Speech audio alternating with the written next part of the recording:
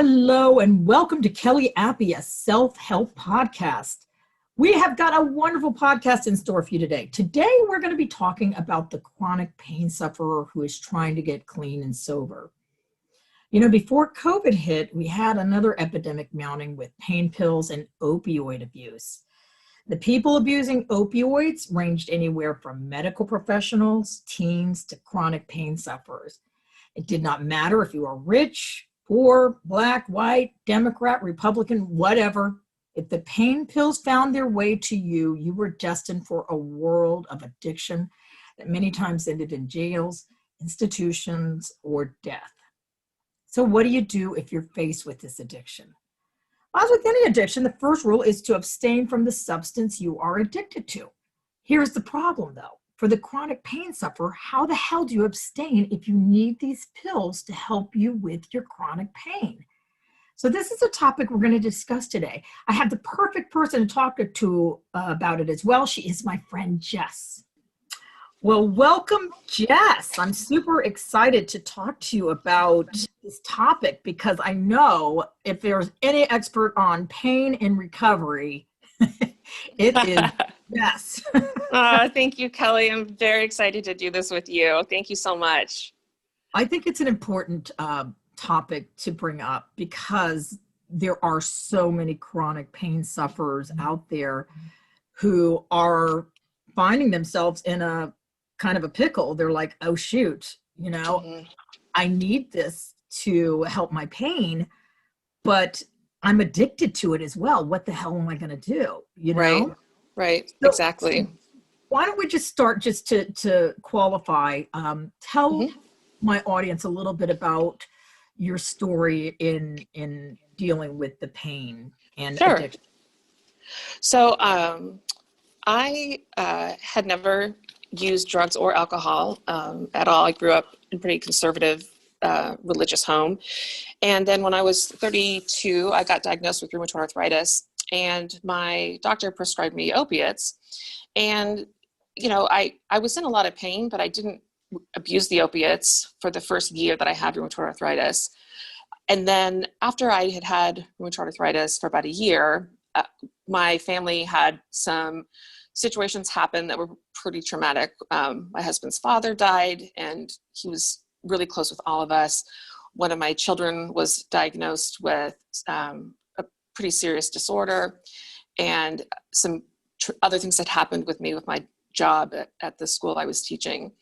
And so I knew that I had the pills available to me, and I went from taking one opiate a week to about 40 a day over the period of about 4 months. And at first I was using it for the chronic pain, but then when I took more, I realized, oh, this helps with the emotional pain as well. And I started abusing them, and my descent to abusing the pills went really, really quickly.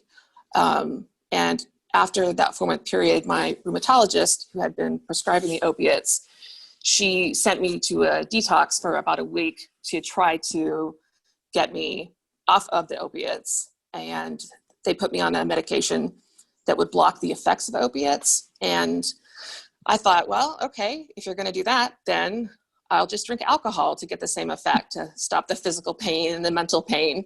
So I said, I'll become an alcoholic. And so that's exactly what I did. I started drinking after that. So I became both an alcoholic and a drug addict in less than a year.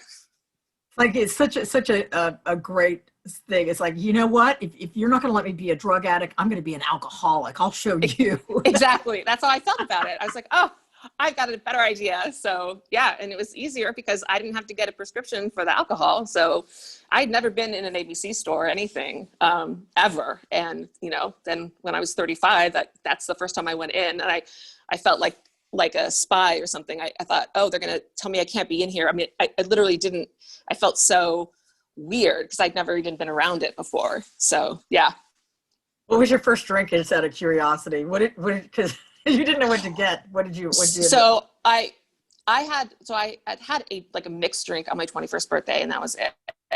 And then when I left rehab or the detox, I had some vague idea that like vodka was supposed to be really good. So I went and I tried to find something with a really high proof. And so I went and I got like these little like mini bottles of vodka. I don't even remember any details about it, just that, oh God, oh, they tasted really bad. Now, I would just force myself. And honestly, like then I found out when I would mix the pills with the vodka that I would get even more obliterated. And it was so crazy, Kelly, because it happened so quickly, how quickly I became dependent on both the drugs and the alcohol. And in the meantime, the original purpose I'd been given the medication to stop the physical pain, my physical pain was increasing all the time. And my doctor told me, he said, look, your body has forgotten how to heal itself. These opiates no longer work for you. He said, you're going to keep being in physical pain until you stop using opiates. And I absolutely did not believe him.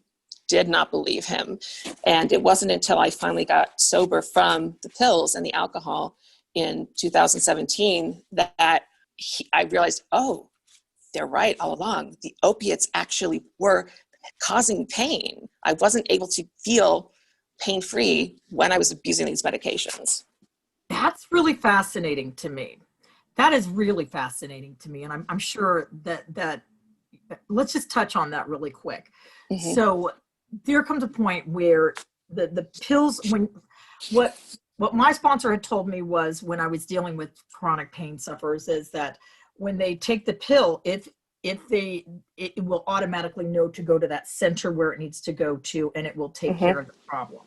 Right. However, and they shouldn't really have a reaction to it, is what it was explained to me. I don't know if that's true or not. Right. But once that stops happening, and it doesn't go to that place where it's supposed to go to stop the pain, mm-hmm. that's when it starts giving you an altered state, and yes. It's not helping the pain. It's really turned into an addiction. Is that? That's right. It's almost like a bucket. Like it's like the medication fills the bucket of pain, but then it kind of overflows into other areas, and so it's like spilling out over into other parts of your brain, and your bucket almost no longer knows how to hold the pill, the water, the medication correctly. It's really almost like a total breakdown of the process. Like our neural pathways actually, opiate abusers, like, they'll show you pictures of a brain of an opiate abuser. Like, our brain actually looks different. We have like literal holes missing in our brain. They look a little bit like Swiss cheese if you've been a chronic opiate abuser.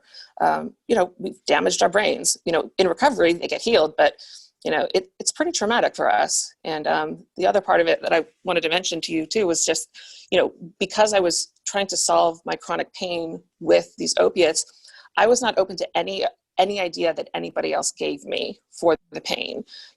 I had doctors suggest try physical therapy, try massage, I wasn't open to anything else. I only wanted that solution in a pill and later in the alcohol.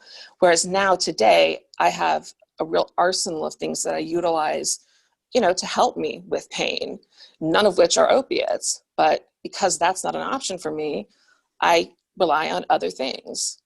Yeah. And, I love when we've talked before, you talk about the importance of honesty and how honesty played into your coming to terms with your addiction. Can yes. you kind of go into a little bit about that? Because I know that's been a big part of your story and how you were able to kind of overcome. Sure. I think for me, honesty has been one of the biggest, most important things in my life as a sober woman, even up through this morning. I mean, up through every single day that I've been able to be sober. I struggled for about 7 years from the time I started abusing drugs and pills before I finally was able to get sober. And the thing that really was missing from that, besides, ultimately relying on a spiritual, solution on a God of my understanding, was being honest. I would try to keep little parts of this hidden. I wouldn't tell people that I wanted to get high. I wouldn't tell people that I had a few pills hidden away under the mattress. You know, I didn't, I wasn't completely honest. And when I finally did get sober, I said, I knew that I had to say everything that was going on for me 100% of the time. And, you know, even this last week, I was in a medical situation and I had some addict thinking come back in, as you know, because I text you and my best friend who's in recovery and my husband when that happens, because I have to share that right away to say, okay, I'm thinking about, you know, this medication, or this is what I'm wanting, or, you know, I have to constantly, you know, we call it telling on ourselves. I have to tell on myself. And as soon as I do, you know, the power of the addiction, a lot of that power is released because I'm not hiding it anymore. And I think that the honesty has been really, really important for me in staying sober. Yeah. Because, you know, it's so easy. It's so easy to justify. Mm-hmm. You know, poor Jess, she's in a lot of pain. Yes. Why shouldn't she be able to take these pills? You know, Yes. and Jess knows that people think that. So Jess Yeah. says, Oh yeah. "Oh yeah, oh poor me. I'm in excruciating pain." Yep. When honestly, as you've shared with me in the past, yeah, it's bad, but it's not something I Right. can't get through. Absolutely. You know? I justified it so much, and was able to manipulate my way in any situation. You know, I was even in a long-term rehab for drugs and alcohol for 4 months, and I still was able to get opiates at that rehab for pain, which never happens. And the counselors were concerned, and they took it to the board and said, we have a woman here who's getting opiates, but you know, I was able to finagle my way into staying because of, I said, well, yeah, but I have rheumatoid arthritis. And they're like, oh, okay, poor Jess, you know? So I'm actually doing drugs while in rehab. I mean, you know, it's crazy. With their blessing. They're like, yeah, oh, exactly. okay. Oh, poor Jess, you know, but that's how sneaky I would be. You know, I would do anything to make sure that I could get those pills, you know, anything. And you know, it wasn't until I got sober that I realized, oh, I think initially I thought, oh, I'm taking these pills because I'm in pain and drinking because of this pain. And then I had to finally get honest with myself and say, I'm doing it because I like the way it makes me feel. That's why I'm doing it. I like the way it makes me feel. You know, that's the bottom line. Because if I was doing it for the pain, then I would have stopped taking the pills at a point when the pain had lessened, but I didn't. I kept going and going, you know, until I felt euphoric or until I had blacked out. So I had to get honest about that. What was your bottom? What was the thing that finally did it for you, where you said, enough, I've had enough, I can't do this anymore? Because like you said, I was watching you for 7 Mm-hmm. years, Mm-hmm. come in and out, come in and out, come in and out, and couldn't get it. And I was wondering, I was like, I don't know, is she ever going to be able to get this thing? You know? Yeah. It's funny because I've talked with some friends about this, and I had some bottoms that looked really bad. Like I overdosed. I had a seizure in front of my kids. You know, I stopped breathing. You know, I had a lot of things that looked bad, that it should have been a bottom for me. But what did it for me was, you know, throughout that 7 years, I was still, you know, I was trying to get sober. And so I was going to our meetings and I had a group of women that were sober. And so one of them was having a baby shower, and this is a really close friend of mine. I was really excited to do this baby shower, but I wasn't sober. And so the morning of the baby shower, I found some medication around my house that I wasn't supposed to have. I took a bunch of pills, and I had filled my water bottle up with vodka, and I took a bunch of vodka, and I drove to the baby shower, you know, took my kids with me. I left the car running outside of the clubhouse where the baby shower was for the shower. I was about an hour and a half late.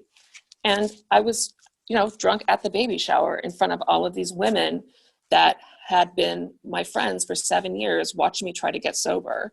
And when I came home that night and the next day kind of coming to and realizing what had happened, the despair that I felt after that, for some reason, it was just, so complete, and I felt so lost and so alone, because I had my alcoholism and my addiction had bled into every part of my life, and I wanted to die. And I had never really wanted to die before, but how that situation played out with my daughters watching me and stuff, I thought, I really, really think they would be better off without me around.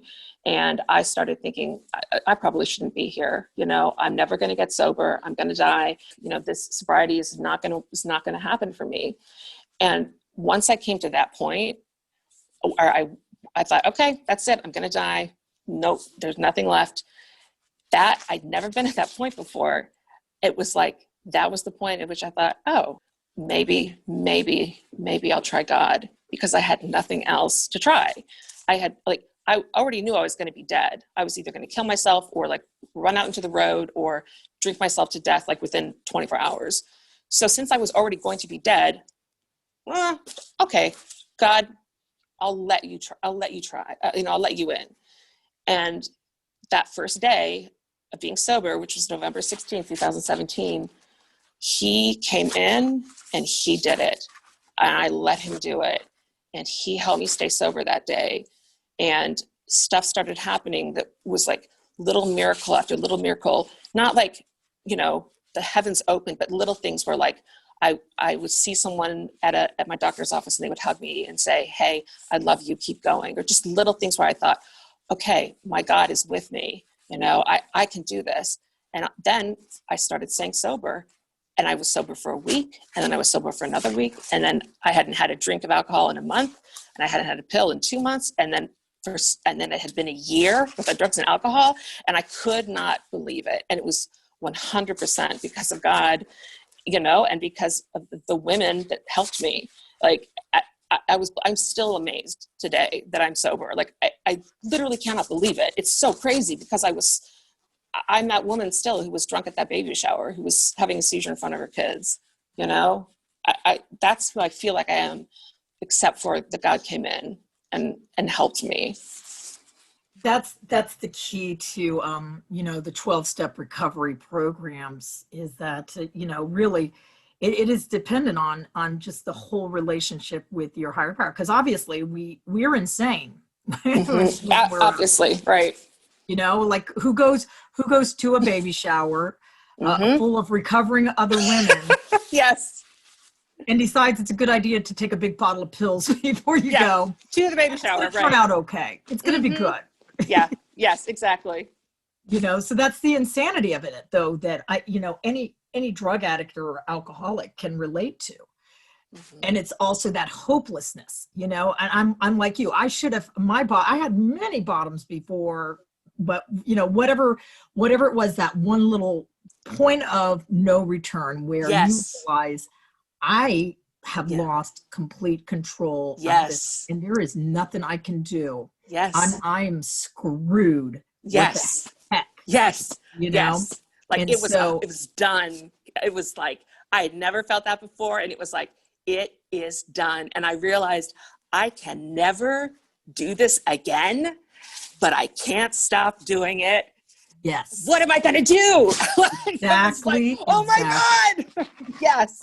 For me, I say it took a point of being terrified to never drink again, but being more terrified to take the drink again. Yes.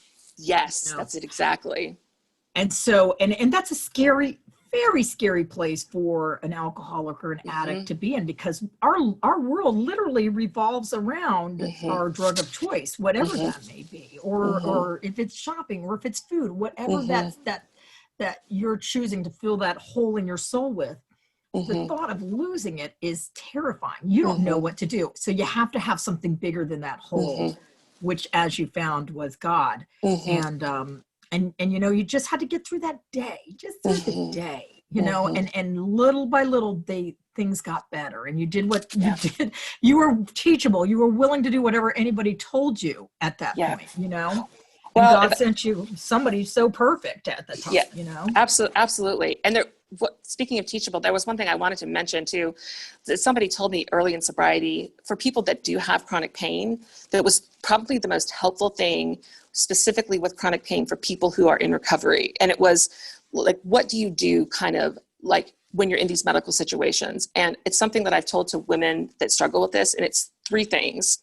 Number 1 is tell doctors, everyone in the medical profession, tell them your history, right? So say, I'm an addict, I'm an alcoholic, this is the situation. Number 2, report your symptoms accurately, right? So if I literally feel like my eyeballs are going to fall out, then say that. If it's just a little twinge, say that. If I have a fever, say that. Be accurate. And number 3, take the medication as prescribed. And so those 3 things, telling my history, reporting symptoms accurately, taking the medication as prescribed, those have been safeguards for me time and time again in recovery. And I just wanted to mention that because that has been something that's really been a lifesaver for me when I get in situations and I'm not sure what to do. Yes, and that's for anybody. That's for anybody who, that's even true. if you're, but the chronic pain sufferer for sure. But I've been in situations like my pinky toe almost fell off, and to the point where the nurse almost fainted when she looked at it. Oh no! But the first, and it wasn't in any. But I told her, I was like, yeah. Oh, and by the way, I'm an alcoholic. That's always the first, because the first thing that crosses my mind is anytime I'm near anything that could cause me to relapse. Is right. Remember, alcohol's a drug. So absolutely. So there's this whole big debate. Oh, I'm a real alcoholic. I'm a drug addict, which is better. Who would rather be a drug addict? We're all the same. All of the above. Exactly. It's the same disease. Anything that changes the way I feel, I'll take it, Yeah. So being honest and then taking the medicine as prescribed, always trying to see if there's another way to get around it. I know. Yes. And if you can't be accountable, you give it to somebody who can be accountable. I know you've given it to your husband. I have. I give it to a friend in the past, and if there's been a situation, but thankfully, I've been able to, that has happened very rarely, but because I'm not addicted to the opiates today, I am able to utilize, breathing and swimming and, resting and just different tools that I wouldn't even have considered when in active addiction. Self-care, the better care that I take of myself and my physical health, that really does play a part of my sobriety, because then I feel better and I'm ready to engage in being sober, and that I didn't realize how closely connected my physical health was to my sobriety until I actually got sober. One big thing too, working with others. That's huge. Yes. Yes. And I get to work with a couple of women that have chronic pain issues, and we help each other because they can't bull crap me and I can't bull crap them, because we know exactly the same, we're in the same situation. And she can, I have a friend and she'll say to me, I'm in this kind of pain, and I'll say, okay, go take a bath and lie down and call me in 2 hours. And she can say the exact same thing to me, and we help each other stay sober. And I can't do it by myself. I'm really grateful to have other women that I know that, to go through that. That's really important for me. And because you get to go through it, you get to be the messenger.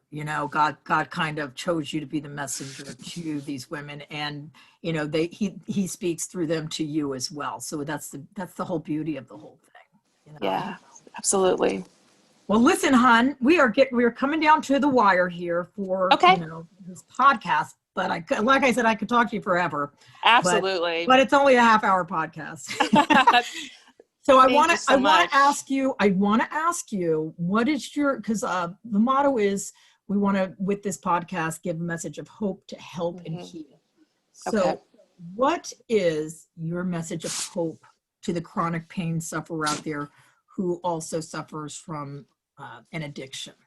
My message of hope would be this, that any situation that you are in, whether it's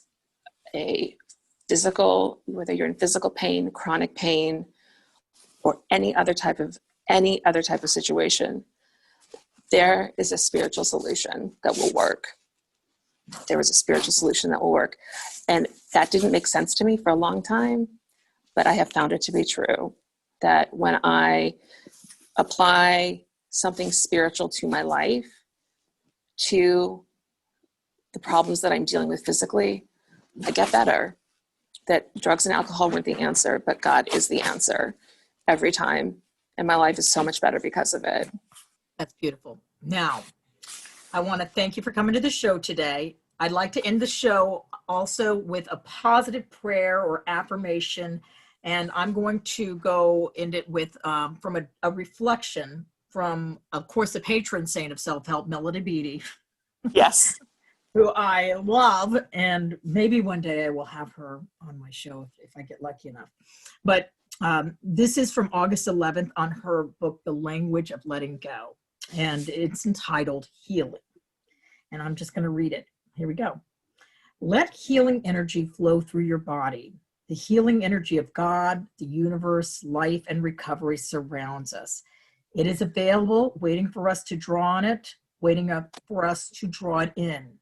It's waiting at our meetings or groups, on the words of a whispered prayer, in a gentle touch, a positive word, a positive thought. Healing energy is the sun, the wind, the rain, and all that is good. Let healing energy come. Attract it, accept it, let it soak in. Breathe in the golden light. Exhale. Let go of the fear, anger, hurt, doubt. Let healing energy flow to you, through you. It is yours for the asking, for the believing. Today, I will ask for and accept the healing energy from God and the universe. I will let it flow to me, through me, and back out to others. I am part of it and at one with the continuous cycle of healing. Isn't that beautiful? Yes, thank you. It's so Jess, too. Yes, I love it. I wrote that down. Melody might have just written that for Jess. Thank you, Melody. Thank you, Kelly. Well, thanks so much for coming into Kellyapy today. Once again, super big thanks to my dear friend Jess. Whoop, whoop. Taking the time to share her amazing insights with us. If you enjoyed the podcast, subscribe. We will be doing it for half an hour each week. And if you'd like more positive messages, check out my YouTube vlog, Monday Messages, hosted by me every week. We get to start the week off with a positive message of hope to help and heal. So with that said, we'll see you next week for another edition of Kellyapy.